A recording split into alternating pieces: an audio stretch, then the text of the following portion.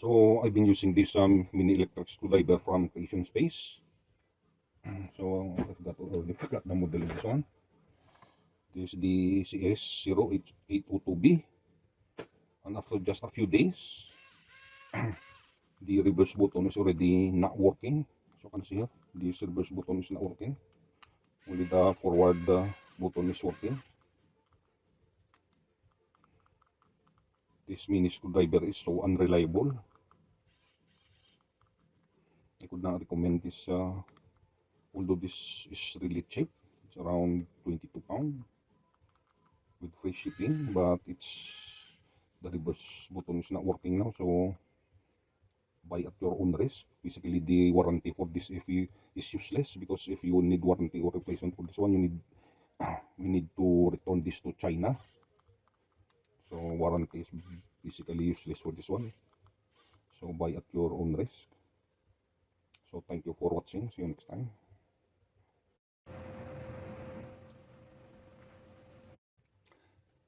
Today we have this mini electric screwdriver. This is from Creation Space, model CS0802B, 40 in 1.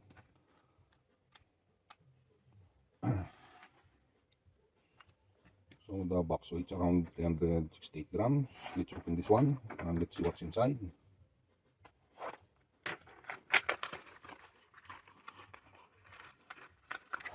So we have some USB charging cable.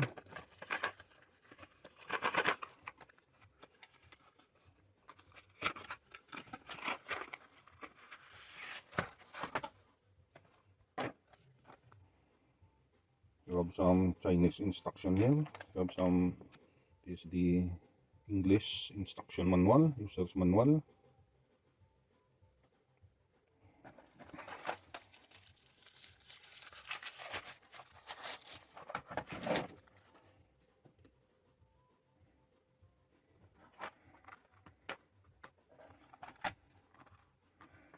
Okay, so we have the mini electric screwdriver here. Let's see how much this weighs. So that's about 62 grams. So the diameter of this one is around 16 mm.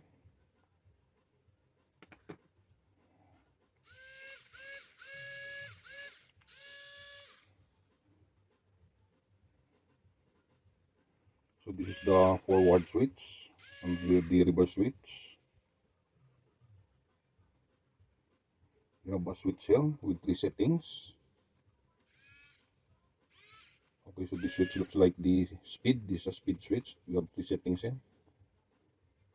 Let's see what's included here. And we flip this one. Now we cannot flip the whole. So I need to pull this. So what is this one? Is this a hex? Also, this is the star. What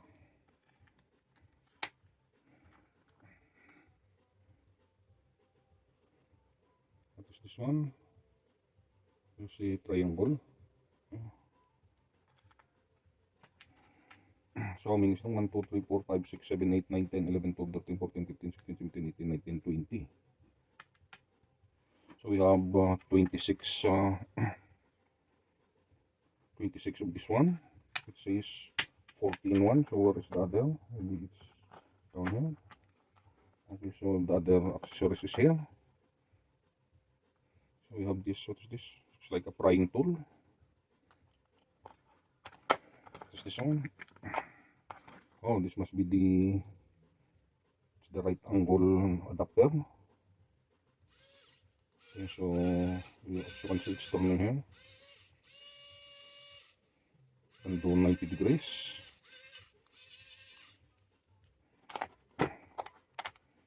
What else?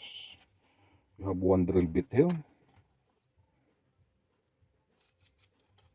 You have one brush here for cleaning. What's this one? Another drill bit. So how many drill bit we have?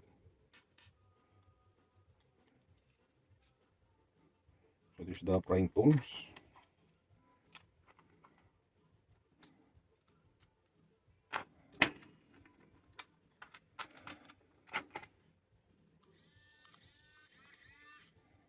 This one, we have a switch here. Oh, this for the LED.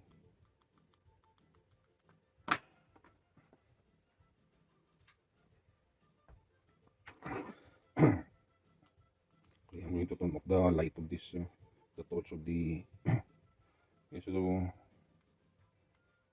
that is how bright the LED is.